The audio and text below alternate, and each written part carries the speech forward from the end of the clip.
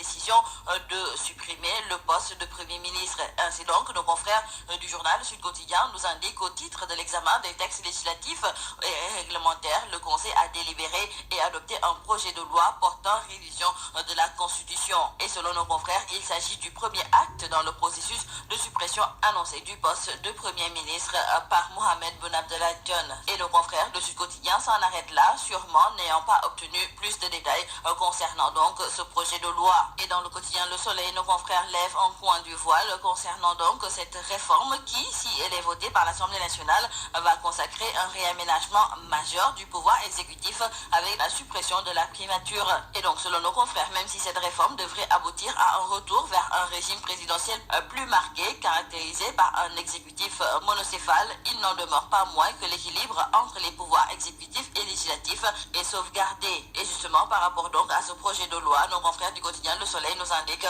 que l'Assemblée nationale sera saisie d'ici vendredi et elle enclenchera la procédure la semaine prochaine. Donc, retenons avec nos confrères du quotidien L'Observateur qu'après son adoption par le Conseil des ministres, le projet de loi portant modification de la Constitution risque d'aller en procédure d'urgence.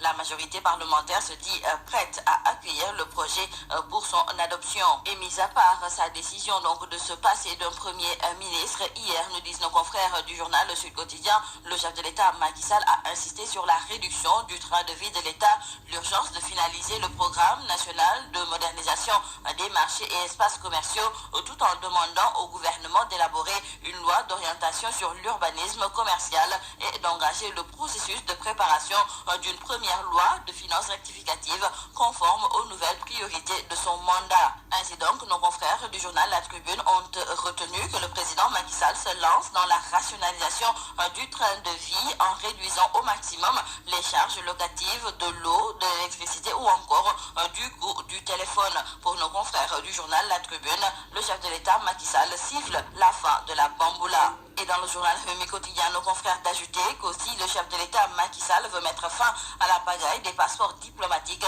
Il a décidé de s'attaquer aux modalités d'octroi du passeport diplomatique dont la délivrance est minée par la fraude et le trafic.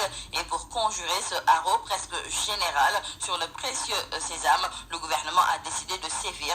Le président de la République Macky Sall a instruit le ministre des Affaires étrangères de mettre en place de nouveaux passeports diplomatiques en vue d'une plus grande rationalité dans leur octroi. Et selon nos confrères, cette décision met un terme aux documents et titres de voyage spéciaux actuellement en cours et tous valables 1 an. Et l'on reparle du contrat d'affermage de l'eau. Nos confrères du journal Enquête nous indiquent que le contrat de Suez a été confirmé et la SDE rue encore dans les brancards et annonce un recours gracieux devant le ministère de l'Hydraulique. L'entreprise ne s'en limitera pas, elle compte user de tous les moyens de droit que lui offre la législation sénégalaise pour défendre ses intérêts. Et selon des experts interrogés par nos confrères du journal Enquête, tout cela augure de batailles juridiques qui vont s'éterniser au détriment du contribuable. En tout cas, Mansour Faye a refilé l'eau chaude à Serine Bekam.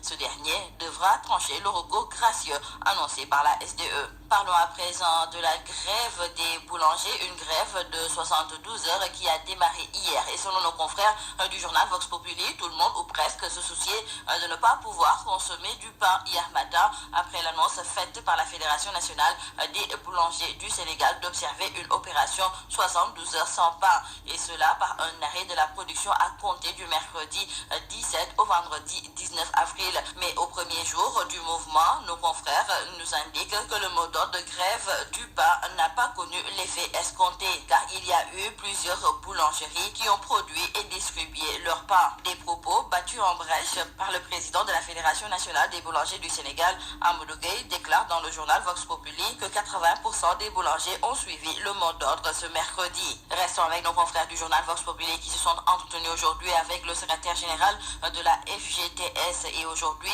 Sidi Ndiaye boulet rouge sur les leaders des 5 centrales syndicales. Selon lui, ces leaders ne s'occupent que de subventions, de voyages, de séminaires et les centrales ont fui le terrain et ces centrales s'agitent pour que l'État débloque encore de l'argent. Or, elles ont reçu en catimini 2 fois 300 millions de francs CFA. Pour Sidi Ndiaye, l'État est en train d'enrichir des responsables syndicaux au moment où les travailleurs s'appauvrissent. Ces travailleurs qui tirent le diable par la queue et à force même de tirer, le diable a même disparu.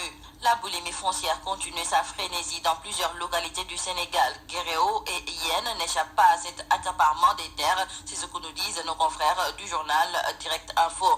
Et c'est ce qui a fait monter l'adrénaline du côté des populations qui étalent leur colère. Elles expriment leur courroux sous des angles différents et interpellent les autorités. Et nous terminons par le foot dans le quotidien du sport. Stade, nos confrères nous parlent des quarts de finale retour. Liverpool foudroie Porto et Tottenham sort City. Pour nos confrères, les Reds ont lancé un signal fort au Barça. Et donc, retenons avec nos confrères du journal Record, par rapport à la Ligue des Champions, il y aura 2 demi-finales de feu, Tottenham Ajax et Barça Liverpool. C'est tout à vos journaux et très bonne lecture.